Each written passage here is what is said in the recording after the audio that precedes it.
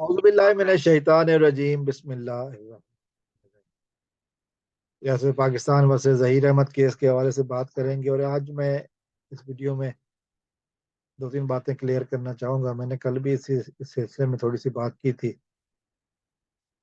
लेकिन जहीर अहमद का जो सोशल मीडिया विंग है, मुसलसल एक ही तरह से बातें किए जा रहा है, और एक ही पॉइंट को, चूंकि उनके पास अब बेचने के लिए कोई और चूरा नहीं है।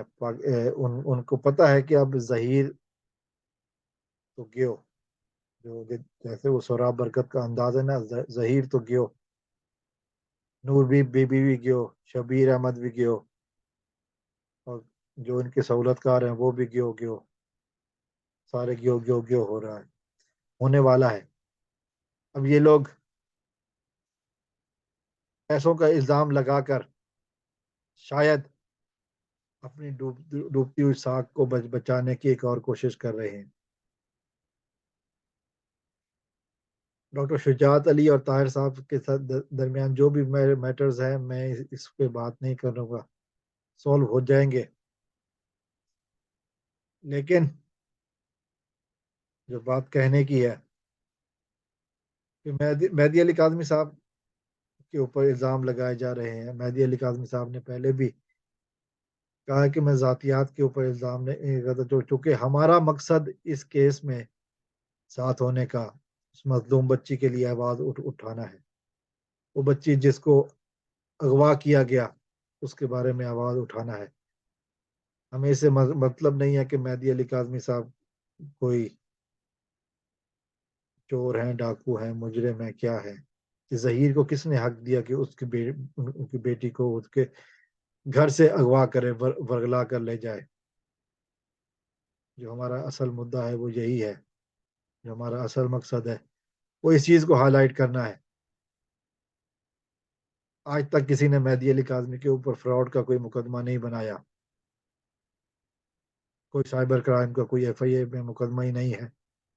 तो फिर ये किस तरह का चूरन बेचने की कोशिश कर रहे हैं। यकीनन नीच और घटियापन की इंतहा है।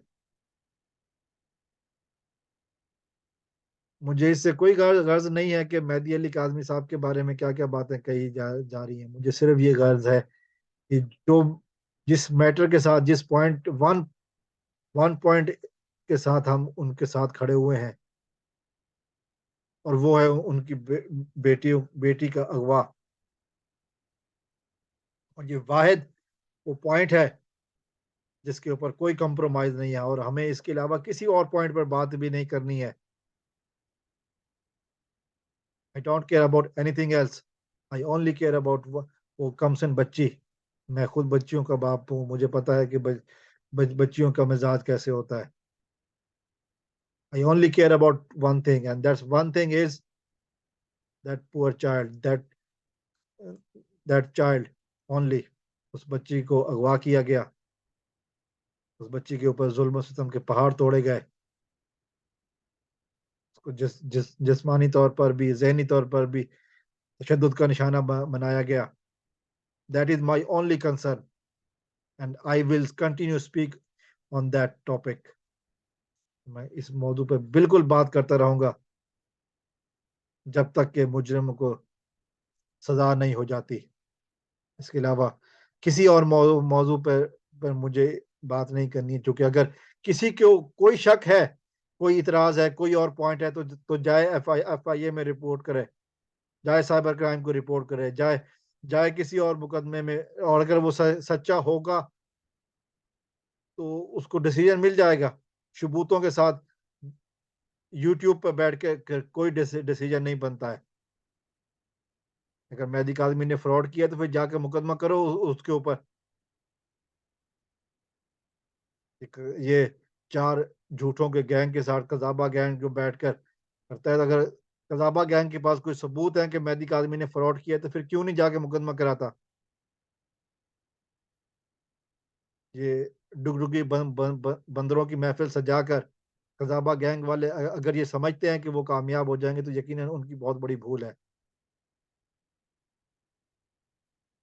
ये कोई बंदे मेहदी काज़मी साहब के मौक़िफ़ को छोड़ देकर उस दरिंदे मुजरिम ज़हीर को सही जानेंगे तो ये बहुत बड़ी भूल है।